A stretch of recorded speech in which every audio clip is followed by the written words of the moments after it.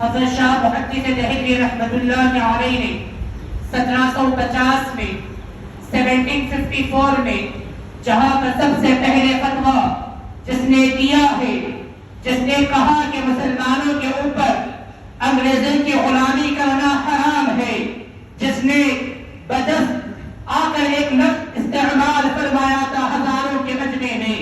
انگریز جب طاقتور تو نہیں بنے تھے، لیکن طاقتور بننے سے پہلے جس کے کلمات یہ تھے کہ مسلمان کبھی انگریزوں کی غلامی کو قبول کرنا نہیں چاہیے. وہ نام نہاد عالم دین، وہ کوئی اور نہیں، وہ محدث دہلوی رحمۃ اللہ علیہ کے فرزند حضرت شاہ عبد الحدیث محدث دہلوی رحمۃ اللہ علیہ. ہمیں بتایا جاتا ہے کہ 1857 سے آزادی کا مرحلہ شروع ہوا ہے. نہیں، آزادی کا مرحلہ شروع ہوا تو 1750 سے شروع ہوا ہے. اس مرحلے کو ختم کیوں کر دیا جاتا ہے؟ تاریخ میں واقعات کو کیوں نہیں بتایا جاتا ہے؟ کیونکہ 1750 سے لے کر 1857 تک اگر کسی نے آزادی کی جنگ لڑی ہے تو وہ تمام کے تمام مسلمان تھے. کسی نے اپنا لہو، اپنا خون بہایا ہے ان سالوں میں، وہ کوئی کافر نہیں تھا، نہ عیسائی تھا، نہ کسی مذہب پہ ماننے والا تھا. ان لوگوں نے تاریخ کے صفحات کو الٹ پھینک کر رکھ دیا ہے. لیکن ہمیں اس بات کو یاد رکھنا چاہیے کہ 1782 میں جس نے سب سے پہلے ہتھیار انگریزوں کے خلاف اٹھایا ہے، اس کا نام ٹیپو سلطان کے والد گرامی احمد میسور ہے، جنہوں نے 1782 میں انگریزوں کے خلاف جنگ لڑی تھی. تمام کے تمام اس وقت یہ کہتے تھے، انگریز اس وقت ایک عابد بنا ہوئے تھے، لیکن ان کی گھبراہٹ کا عالم یہ تھا، سوچا یہ جاتا تھا کہ ہم انگریز سے فتح نہیں کر پائیں گے. لیکن جیسا ہی 1783 میں احمد میسور نے اس انگریز کو لاچار بنا کر رکھ دیا تھا، تو اس وقت لوگوں کے دلوں میں یہ خیال پیدا ہوا ہے کہ ہم بھی انگریزوں کو سے غلامی سے آزاد ہو سکتے ہیں. لیکن انہوں نے آگے بڑھ کر حصہ نہیں لیا ہے. جس نے سب سے پہلے جنگ لڑی ہے وہ ٹیپو سلطان کے والد گرامی تھے. اس کے بعد کا مرحلہ کیا ہے کہ 1791 میں جنگ ہوتی ہے انگریزوں کے خلاف. ٹیپو سلطان اس جنگ میں شریک ہوتے ہیں. سالار کے نام پر آپ جنگ میں آمدہ ہوا کرتے ہیں. معاملہ یہ ہے کہ اس وقت تمام تر قومیں طاقتور تھی، لیکن جو علم کی دانائی ٹیپو سلطان کے پاس تھی وہ کسی اور کے پاس نہیں تھی. جو آج طاقتیں ہمارے پاس میزائل تو موجود ہے، آج جہاں اسرائیل فلسطین کے اوپر دن بدن میزائل برستے چلاتے جا رہا ہے، آج جہاں پر میزائل کو مسلمانوں کے اوپر داغا جاتا ہے، کیا آپ جانتے ہیں کہ انگریزوں کے خلاف جس نے سب سے پہلی میزائل داغی ہے، انگریزوں نے میزائل کبھی داغی نہیں تھی، انہیں میزائل بنانے تک نہیں آتا تھا. لیکن جن کے علم کی حکمت یہ ہے، جن کے علم کی دانائی یہ ہے کہ 1791 میں جب جنگ شروع ہوئی انگریزوں کے خلاف تو ٹیپو سلطان نے سب سے پہلے میزائل کا ایجاد کیا. سب سے پہلے میزائل کو بنانے والا نام اگر کوئی ہے تو وہ ٹیپو سلطان ہے. کبھی آپ نے سنا ہے یہ نام کو؟ نہیں سنیں گے، کیونکہ یہ مسلمان کا نام ہے. مسلمان کے نام کو فراموش کر دیا جاتا ہے. انگریزوں کو میزائل پر حملہ ہونے کی وجہ سے وہ جیت حاصل نہ کر پایا تھا، وہ فتح حاصل نہ کر پایا تھا. لیکن معاملہ آگے بڑھتا چلا گیا. ٹیپو سلطان اتنے طاقتور تھے کہ انگریزوں کو ان کے خلاف سازش کرنی پڑی تھی. معاملہ کیا ہے؟ جہاں پر علامہ اقبال نے لکھا ہے کہ آج بتایا جاتا ہے کہ 1947 میں ہندوستان آزاد ہوا ہے، لیکن علامہ اقبال کے شعر میں لکھتے ہیں اگر سراج الدولہ کے ٹائم پر سراج الدولہ نے جو انگریزوں کے خلاف جنگ لڑی تھی، اس جنگ کا مقابلہ نہ کوئی انگریز افسران کر پاتا تھا، لیکن اس جنگ کو اگر کسی نے ناکامی بنایا تو وہ حقدار خود کے لوگ تھے. اس وقت وہاں پر میر جعفر نامی شخص نے وہاں پر دھوکہ دے کر سراج الدولہ کی فوج میں شامل ہوا تھا. وہاں پر اس نے سراج الدولہ کو دھوکہ دیا ہے. وہی ٹیپو سلطان میں میر صادق نامی شخص تھا جس نے ٹیپو سلطان کو دھوکہ دیا تھا. اگر یہ دو شخص انگریزوں سے جا نہیں ملا کرتے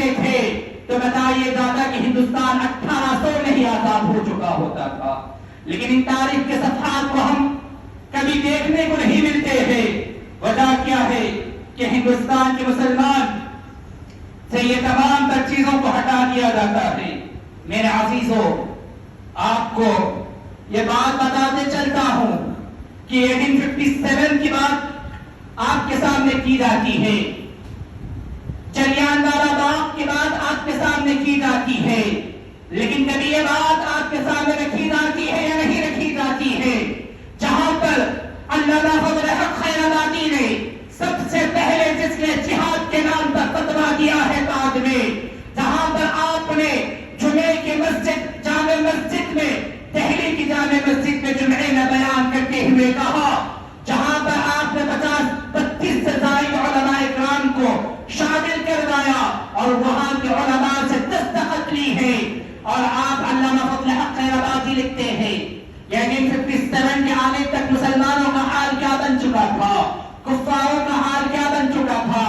آپ لکھتے ہیں کہ جو ٹارگٹ کیا گیا ہے وہ اہل سنت کے تمام تر مسجدوں کو اور مدرسوں کو ٹارگٹ کیا گیا تھا۔ میں یہ بات ان کی نہیں کر رہا ہوں جو آج کل کے لوگ ہیں، میں اس فرزند کی بات کر رہا ہوں، اس شاگرد کی بات کر رہا ہوں جنہوں نے عبدالعزیز محدث دہلوی رحمۃ اللہ علیہ سے علم حاصل کیا ہے، جنہوں نے محدث دہلوی رحمۃ اللہ علیہ کے فیض و برکات سے علم حاصل کیا ہے، وہ محدث دہلوی جس کو نبی کریم علیہ السلام نے ہندوستان کی طرف بھیجا تھا۔ وہ علامہ فضل حق خیر آبادی اپنی کتاب میں لکھتے ہیں التوبۃ الانسانی کا فی الہند کے نامی کتاب میں معاملہ یہ تھا کہ اہل سنت کے مدرسوں کو بند کر دیا گیا تھا، نہ صرف بند کر دیا گیا بلکہ عیسائیت کی تعلیم کو اس کے اندر رکھ دیا گیا تھا، اور کہا یہ گیا کہ جو فوجی لوگ شامل تھے، جو مسلمان شامل تھے اور جو ہندو شامل تھے، مسلمان جو شامل تھے ان کو خنزیر کے گوشت کھانے پر مجبور کیا جا رہا تھا، جو ہندو لوگ تھے انہیں گائے کے گوشت کھانے پر مجبور کیا جا رہا تھا۔ اس وقت علامہ فضل حق خیر آبادی یہ تمام تر باتوں کو لکھتے ہوئے کہتے ہیں کہ کیا ہم پر آج بھی جہاد فرض نہیں ہوا ہے۔ وہاں پر بہادر شاہ ظفر کے پاس تعداد میں فوج موجود نہیں تھی، بہادر شاہ ظفر کمزور پڑ چکا تھا، لیکن ایک جمعے کا خطبہ علامہ فضل حق خیر آبادی کرتے ہیں اور جہاد کا خطبہ صادر کرتے ہیں۔ وہاں سے ایک جمعے کے خطبے کے بعد بہادر شاہ ظفر کے پاس 90,000 لوگ جمع ہو جاتے ہیں، 90,000 لوگ بہادر شاہ ظفر کے لیے آتے ہیں اور کہتے ہیں کہ ہم انگریزوں کے خلاف جنگ لڑنے کے لیے تیار ہیں۔ جنہوں نے سب سے پہلا فتویٰ دیا، لوگ کہتے ہیں کہ فتویٰ دیا، میں کہتا ہوں کہ سب سے پہلی تحریک کس نے رکھی ہے تو وہ علامہ فضل حق خیر آبادی، انہوں نے 90,000 لوگوں کو صرف ایک جمعے کے خطبے میں جمع کیا ہے۔ تو آپ سوچئے کہ ان کے قہر کا عالم کیا تھا۔ اس کے بعد معاملہ کیا ہوتا ہے، وہ تاریخ دیکھیے، وہ وقت والا کا معاملہ دیکھیے، بہادر شاہ ظفر کی نادانی دیکھیے کہ وہاں پر بھی اس کے کچھ اس کی بیوی اور اس کے سارے کو انگریز خرید لیتے ہیں اور ان کے بہکاوے میں آ کر وہ بندہ اپنے بچے کو سپہ سالار بنا کر پیش کرتا ہے اور وہ جب مسلمان ہار جاتے ہیں، لیکن بہادر شاہ ظفر اس بندہ نہیں تھا، اس کا اخلاص خدا کے لیے تھا، وہ بہکاوے میں آ چکا تھا۔ اس کے بعد کا معاملہ دیکھیے کہ جس کی حکومت دہلی پر تھی، جس کی حکومت ہندوستان کے سلطنتوں پر تھی، لیکن رب تعالی جب بندے کو حکومت چھین لیتا ہے تو معاملہ کیا کر ہوتا ہے۔ اس بہادر شاہ ظفر کے وہ کلمات ہر کوئی گونجتے چلے جاتے ہیں، آج چاہے وہ پارلیمنٹ کی صدا ہو وہاں پر بھی یہ کلمات گونجتے چلے جاتے ہیں۔ وہ کلمات یہ تھے کہ اس نے کہا کہ جب اس کے بچوں کو مار دیا گیا، جب اس کے پوتے کو مار دیا گیا اور انگریز صبح کے ناشتے میں اس کے بچوں کے سر کو سامنے لے کر آ کر رکھے، اس کے پوتے کے سر کو سامنے لے کر آ کر رکھے اور اس کو انگور نامی برما کے شہر میں ڈال دیا جاتا ہے۔ اس کے بعد کہتا ہے کہ میں تو اتنی سلطنتوں کا حکومت حاکم تھا، اتنے جگہوں کا میں حاکم تھا، لیکن معاملہ ملا تو کیا ملا ہے کہ 2 گز زمین نہیں مل سکی مجھے اپنے ہندوستان میں دفن ہونے کے لیے۔ وہ بہادر شاہ ظفر کو اس طریقے سے تڑپایا گیا. 1857 میں علامہ فضل حق خیرآبادی کو کالے پانی کا سزا دی گئی اور آپ کو انڈومان اور نکوبار میں ڈال دیا گیا. اور آپ کو یہ بات بتاتے چلتا ہوں، آج تاریخ چاہے آپ کو الٹ پھیر کر کے بتا دے، لیکن تاریخ کے وہ اوراق، تاریخ کے وہ زمین کی وہ باتیں، وہ کتبات کوئی تبدیل نہیں کر سکتا ہے کہ انگریز جب کالے پانی کا سزا دیا کرتے تھے وہ سب سے خطرناک سزا ہوا کرتی تھی. وہ ایک آئلینڈ ہوا کرتا تھا جہاں پر انگریز لوگوں کو ڈال دیا کرتے تھے، وہاں ان کا کوئی خیر خواہ موجود نہیں ہوتا تھا.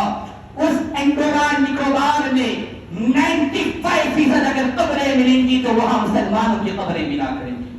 وہاں آپ کو کفار کی قبریں 5% پہ کب ملا کریں گی.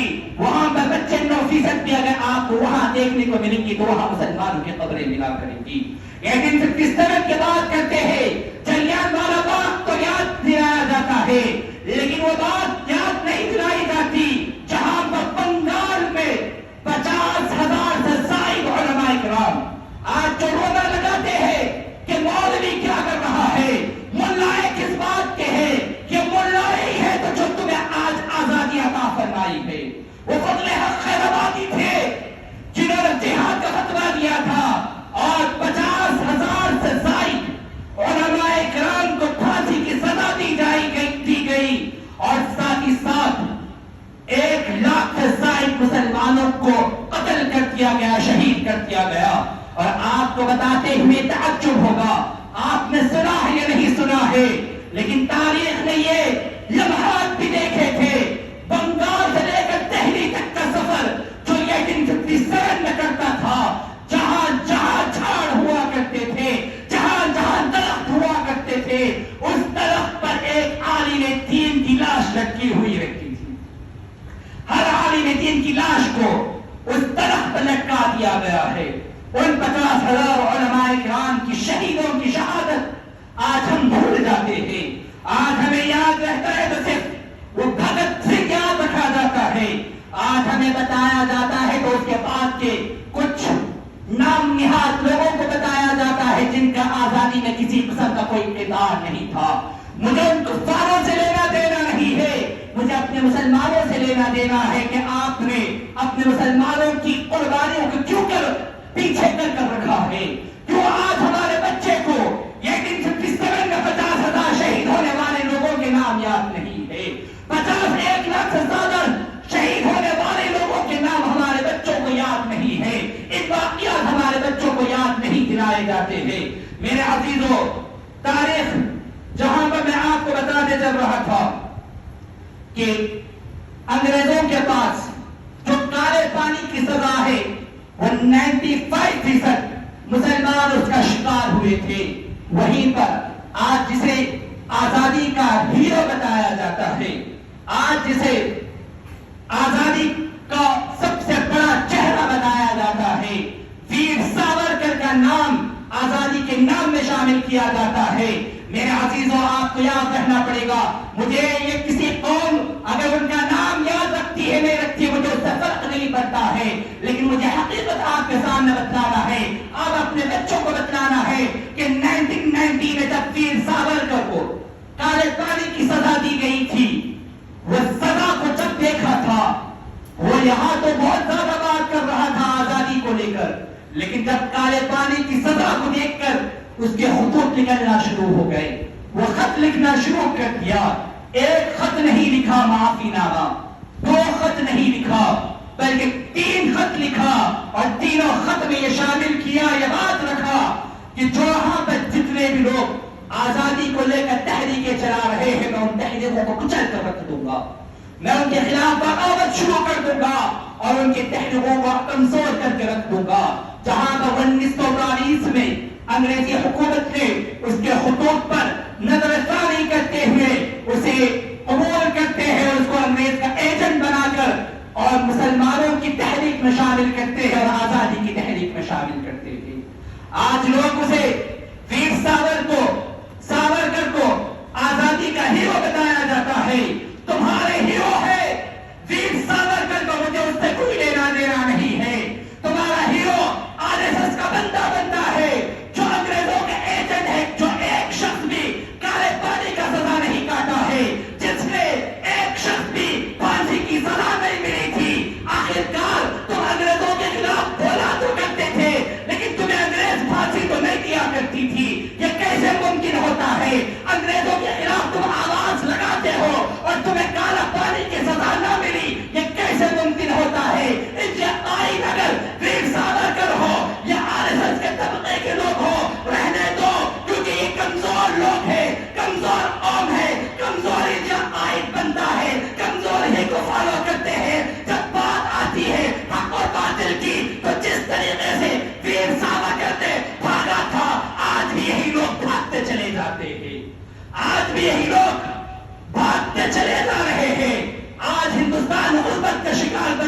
جا رہا ہے.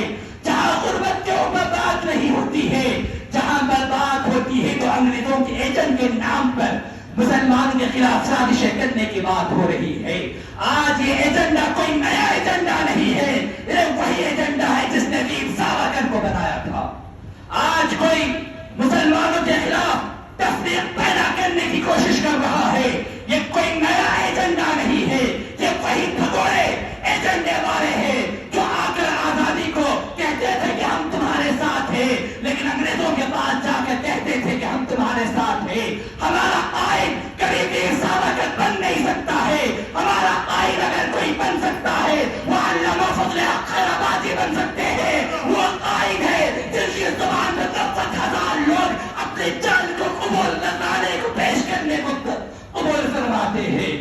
تمہارا باطل آئین تم تمہارے پاس رکھ لو, اگر جب بات آئی جنگ کی تو تم کمزور پڑ جاؤ گے. تمہارا آئین کمزور ہے, تم کمزور پڑتے چلے جاؤ گے. ہمارا آئین مضبوط ہے, ہم کبھی کمزور نہیں پڑیں گے. ہمارا آئین امام حسین ہے جنہوں نے کربلا کے میدان میں حق کو واضح کر دیا ہے. ہمارا آئین امیر اجمیر ہے, غریب نواز ہے جن کی ایک زبان پر شہاب الدین غنی کو حکومت نصیب ہوئی ہے. ہمارا آئین ٹیپو سلطان ہے جن سے انگریز لرزتا چلے جاتا تھا. ہمارا آئین علامہ فضل حق خیرآبادی ہے. تو میرے عزیزوں, یہی ہمارے قائد ہے, یہی ہمارے لیڈر ہے. ہمارے بچوں کو بتانے کی ضرورت ہے. وقت اجازت نہیں دیتا ہے کہ میں آپ کے سامنے بہت کچھ اور باتیں کروں, لیکن آخر میں ایک بات کرتے چلے جاتا ہوں. آج جہاں پر میرا ان لوگوں کے ساتھ اٹھنا بیٹھنا بھی ہے, اٹھنا بیٹھنا سے مراد بات چیت کا تسلسل پایا جاتا ہے جو RSS کی سوچ رکھتے ہیں. جہاں پر بات یہ کی جاتی ہے وہ پروپیگنڈا یہ کرتے ہوئے نظر آتے ہیں. مجھے نہیں معلوم کہ اس بات میں حقیقت ہے یا نہیں ہے. جہاں یہ بات یہ کی جاتی ہے کہ ڈاکٹر بی آر امبیڈکر نے کبھی یہ کہا تھا کہ مسلمان کبھی کسی کا سگا نہیں ہوتا ہے. آخر کار جا کر وہ مسلمان ہی کا سگا بنتا ہے. اس کے اوپر وشواس نہیں کرنا چاہیے, بھروسہ نہیں کرنا چاہیے. آپ کو بتاتے چلتا ہوں, 1946 میں جب الیکشن ہوا تھا, اس الیکشن میں ڈاکٹر بی آر امبیڈکر کو شکست ہو گئی تھی, ناکامی ہو گئی تھی. کیوں؟ وجہ تھی صرف اور صرف وہ دلت لیڈر تھے, وہ برہمن طبقے سے نہیں آتے تھے, اس وجہ سے ان کو شکست ہوئی ہے. اور آپ کو وہ بتاتے چلتا ہوں, جہاں امبیڈکر کو شکست ہوئی ہے وہیں بنگال کی مسلم پارٹی نے امبیڈکر کو سیٹ دیتی ہے اور مسلمانوں کے علاقوں میں کھڑا کرتی ہے اور ان کو نامینیٹ کرتی ہے, ان کو فتح دلواتی ہے. تبھی جا کر وہ ہندوستان کا قانون لکھنے والوں کی اہلیت میں شامل ہوئی ہے. اگر اس وقت بنگال کے مسلم لیگ اگر ڈاکٹر بی آر امبیڈکر کو سیٹ نہیں دیا کرتی تھی, آج امبیڈکر کا نام وجود نہیں ہوا کرتا. میں یہ تاریخ کی بات کر رہا ہوں, یہ کوئی چھوٹی بات نہیں. آپ جا کر ہسٹری اٹھا کر دیکھ لیجئے, امبیڈکر کو جس نے پہچان دلوائی ہے تو مسلمان ہی تھے, جس نے ان کے علم کو جانا اور جہاں پر ان کے علم کو سرایا گیا ہے. اور آپ کو یہ بات بتاتے ہوئے اور ہندوستان کے مسلمانوں کا کس طریقے سے کردار رہا, یہ تو جانی کردار رہا. مالی طور پر ایک شوگر فیکٹری تھی جس کا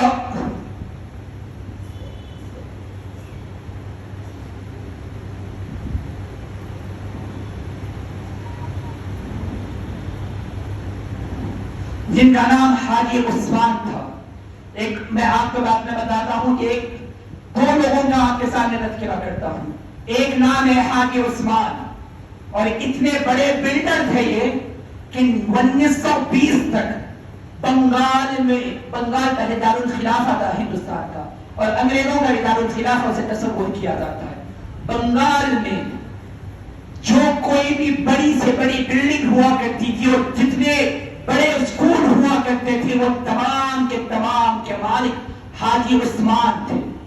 حاجی عثمان تمام بلڈنگوں کے مالک اور تمام اسکولوں کے مالک. جب بات آئی نذرانہ پیش کرنے کی اور آزادی کے لیے کچھ پیسہ کرنے کی، تو آپ نے کتنا پیسہ تقسیم کیا آپ کو معلوم ہے؟ حاجی عثمان نے اپنی پوری جائیداد سباشیش چندر بوس کو پیش کر دی. آپ کے جتنے بلڈنگ تھے وہ تمام بلڈنگ کو آزادی کے لیے پیش کر دیا. آپ کے جتنے اسکول کے آپ مالک تھے وہ تمام اسکولوں کی رقم کو آپ نے آزادی کے لیے پیش کر دیا. آج اس شخص کو نہیں جانا جاتا ہے. اس شخص نے اپنی تمام تر بلڈنگوں کو پیش کرنے کے بعد ایک کرائے کے مکان میں زندگی گزاری ہے. اس شخص کا نام حاجی عثمان ہے. آپ مجھے دل سے اٹھا کر بولیے، کیا آپ نے یہ نام سنا ہے کہ نام 1920 کا ہے؟ میں یہ نام 1750 کا 1770 کا نہیں کر رہا ہوں. یہ نام میں 1920 والا آج سے 100 سال پہلے والے شخص کا نام کر رہا ہوں، جس نے ملینوں پوری جائیداد آزادی کے لیے قربان کر دی اور صرف جا کر اپنے کرائے کے گھر میں جس نے زندگی بسر کی ہے اس شخص کے تمام تر کارناموں کو بھلا دیا جاتا ہے اور اس شخص کے تاریخ کی صفحات میں اس کا نام بھی دور دور تک شامل نہیں کیا جاتا ہے. ایک شوگر فیکٹری تھی جن کا نام مجھے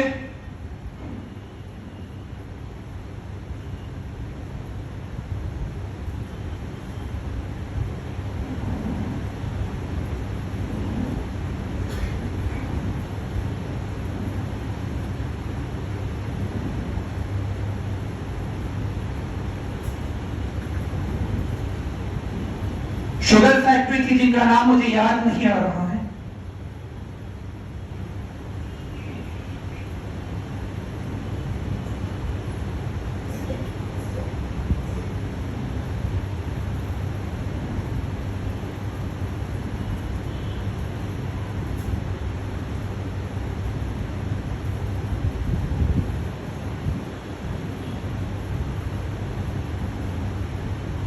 وہ شوگر فیکٹری اتنی مضبوط تھی کہ اس سے پورے انگریزوں کا سب کچھ شوگر یہاں سے جایا کرتا تھا. لیکن جب بات آئی انتہا پسند تحریک کی کہ ہم انگریزوں کے پروڈکٹ کا بیکاٹ کریں گے، آپ نے شوگر کی کمپنی کو بند کر دیا. $1 ملین کی وہ کمپنی تھی اس زمانے. آپ نے صرف آزادی کے لیے اس $1 ملین کی کمپنی کو بند کر دیا. آج جو جے ہند کا نعرہ لگایا جاتا ہے کہ آپ جانتے ہیں جے ہند کا نعرہ لگانے والا اگر کوئی ہے تو میر یوسف علی ہے. آج ترنگا ہر گھر ترنگا کا نام لگایا جاتا ہے. جس ترنگے کو بنایا ہے تو وہ مسلمان نے بنایا ہے. اس کا نام بدرالدین طیب کی بیوی تھی وہ، اور بدرالدین طیب وہ ہے جو بمبئی کے سب سے پہلے چیف جسٹس تھے. تو میرے عزیزوں مسلمانوں بہت کچھ قربان کیا ہے. آج وقت بہت کچھ ہو گیا ہے لیکن میں تمام سے معافی مانگتا ہوں. آئندہ وقت کا اہتمام کیا جائے گا لیکن اپنے بچوں کو 1857 کی وہ باتیں بھی یاد دلائے، علامہ فضل حق کی باتیں بھی یاد دلائے اور حاجی عثمان کی بات بھی یاد دلائے اور میر یوسف کی بات بھی یاد دلائے، مولانا محمود الحسن کی بات بھی یاد دلائے. اسی پر میں اپنی بات کو ختم کرتا ہوں. وصلی اللہ تعالی علی خیرت محمد وعلی آلہ وصحبہ اجمعین برحمتک یا ارحم الراحمین والحمد للہ رب العالمین.